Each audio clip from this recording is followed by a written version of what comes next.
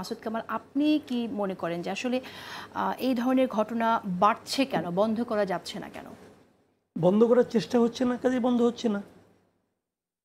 কি কি চেষ্টা প্রয়োজন যদি আপনি একটু খুলে বলেন। আইন অনুযায়ী চেষ্টা করতে হবে, কারণ আপনি একটা জিনিস লক্ষ্য করেন, পটিয়ার যে ঘটনাটা, পটিয়ার ঘটনাটাতে একজন ছেলেকে তারা ধরে আনলো, বললো এই ছেলেটা ছাত্রলীগ করে, এবং তাকে পিটাতে পিটাতে হাসপাতাল আপনার থানা পর্যন্ত নিয়ে আসা হলো, বললো তাকে গ্রেপ্তার করতে হবে। ওসি বললেন যে তাকে আমরা গ্রেপ্তার করবো কিসের, তার বিরুদ্ধে তো কোনো মামলা নেই, এবং সে কিন্তু পটিয়ার ছেলেও না, অন্য একটা জায়গা থেকে সে পটিয়ায় বেড়াতে এসেছিল। এবং ওসি ওইখান থেকে তার যে এলাকা যেখানে, সেখানে সে ফোন করেছেন যে ওর নামে কোনো মামলা আছে কিনা।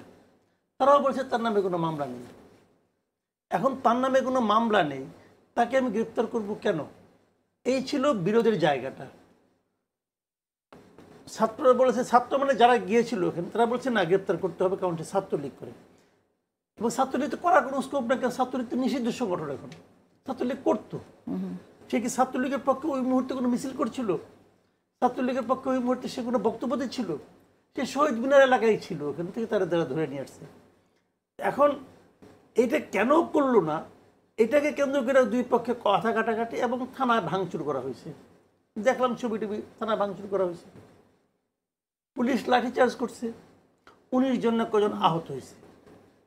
এখন এটা বিভিন্ন কারণে কিন্তু হতে পারে। আপনি কি করলেন? আপনি ওসিকে প্রত্যাহার করে নিয়ে আসলেন।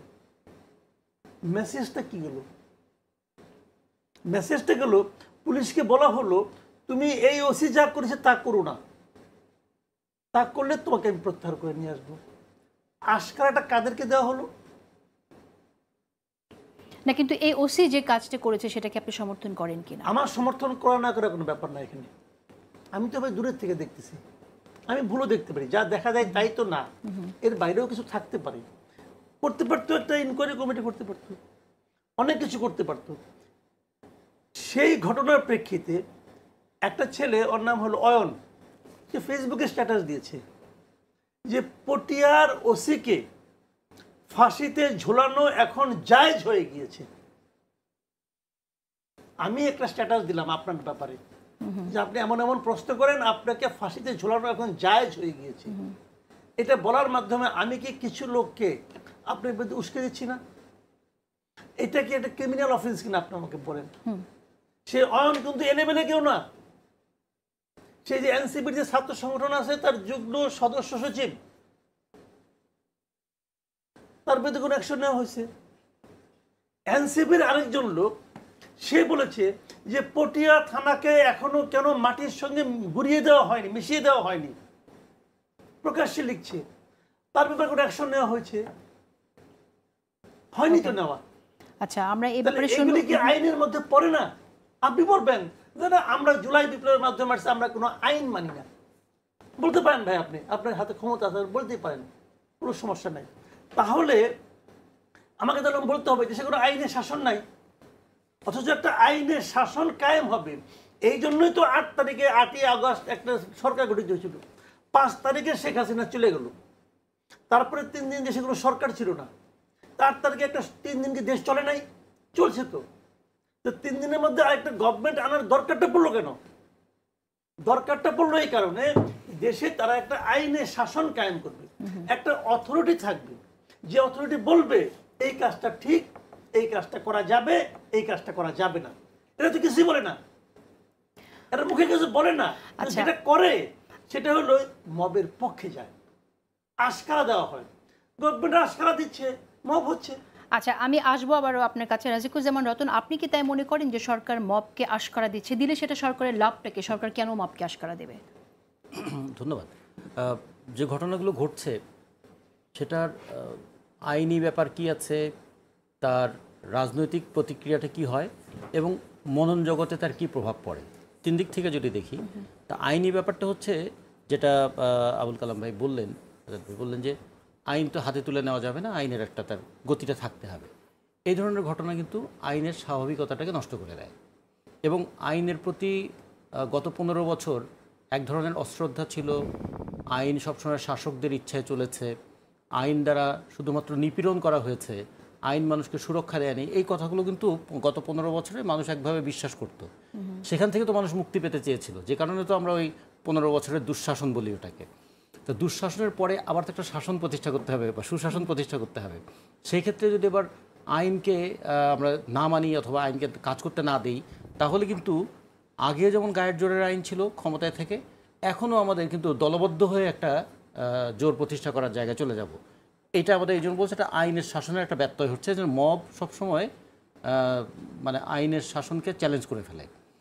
তখনই একটা প্রয়োজন হয়ে যায় যে একটা আইন এবং শৃঙ্খলা রক্ষা করার। এখানে একটা বিষয় আছে, রাজনৈতিক বিষয়টা কি, যে রাজনৈতিক প্রতিপক্ষকে আমরা কিভাবে মোকাবেলা করব।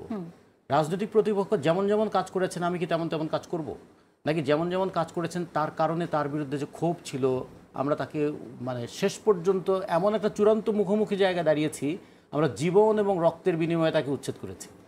এটা কিন্তু আলোচনার টেবিলেও আওয়ামী লীগ ক্ষমতা থেকে যায়নি, নির্বাচনের মাধ্যমেও আওয়ামী লীগ ক্ষমতা যায়নি। এর জন্য জীবন দিতে হয়েছে, রক্ত দিতে হয়েছে।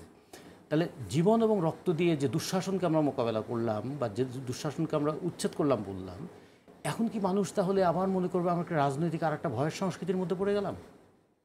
তো এটা কিন্তু একটা রাজনৈতিক দিক থেকে ক্ষতির কারণ হবে। আর মনস্তাত্ত্বিক দিক থেকে হবে, মানুষ একটা আতঙ্কের মধ্যে থাকবে যে 10-15 জন মানুষ যে কোনো জায়গায় যে কোনো একটা কাজ করে ফেললে পুলিশ আমার পাশে আসবে না, আমাকে রক্ষা করার কেউ নাই।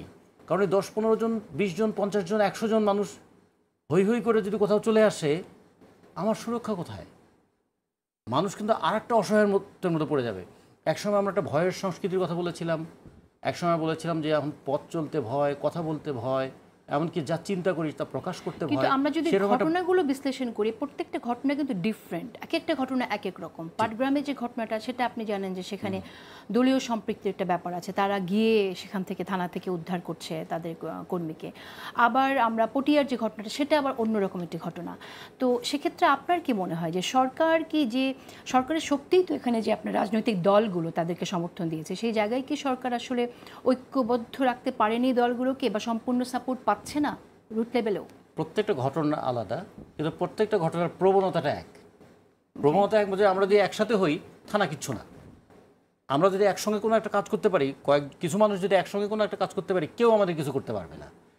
ফলে ঘটনা আলাদা, হয়তো পক্ষও আলাদা, কিন্তু প্রবণতাটা এক। সেটা আপনি করেন বা আমি করি বা কামাল ভাই করুক বা আজাদ ভাই করুক, যেই করুক, প্রবণতাটা একই রকম হয়ে যাচ্ছে। আমরা বলছি এই জায়গাটা সরকারের একটা ভূমিকা পালন করা উচিত। 1 বছর কিন্তু এনাফ টাইম। কখনো কখনো এই ধরনের পরিস্থিতি পড়ে, বিশেষ করে যা হয় যে কোনো একটা গণ অভ্যুত্থানের পরে, গণ অভ্যুত্থান যেহেতু কোনো আইন মেনে হয় না, গণ অভ্যুত্থানের পরে বেশ কিছুটা সময় একটা ললেসনেস কাজ করতে পারে। কিন্তু এটা কতদিন? এটার ক্ষেত্রে কিন্তু একটা সমস্ত রাজনৈতিক দলগুলোকে, যারা গণ অভ্যুত্থানের পরে, যে রাজনৈতিক দলগুলো গণ অভ্যুত্থান করেছে অথবা গণ অভ্যুত্থানের পরে যারা রাষ্ট্র গড়ে তোলার ভূমিকা নিচ্ছে, যারা পরাজিত এবং যারা পালিয়ে গেছে তাদের কথা বাদ, কিন্তু যারা আছে তাদের তো একটা ভূমিকা পালন করা উচিত, যা আমাদের এখন আসবো। আপনি বলছেন যে শক্তভাবে এটা হ্যান্ডেল করা উচিত সরকারের।